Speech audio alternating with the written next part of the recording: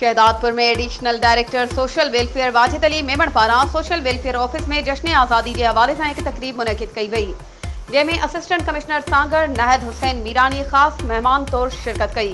इन मौक़े ते ॻाल्हाईंदे हुन चयो त आज़ादी कुदरत पारां हिक नेमत आहे ऐं उहा अल्लाह साईं जा करोड़े करम आहिनि जो असां हिक मुल्क में साह खणी रहिया आहियूं। इन मौक़े ते वाजिद मेमण हैंड्स जे एग्ज़ीक्यूटिव मैनेजर मंसूर जब्बार मेमण ऐं शिफ़ा फाउंडेशन जे ज़िले मैनेजर डॉक्टर उरूज ऐं ॿियनि चयो त असांजे अबनि ॾाॾनि मुल्क जी आज़ादी लाइ वॾियूं क़ुर्बानियूं ॾिनियूं आहिनि।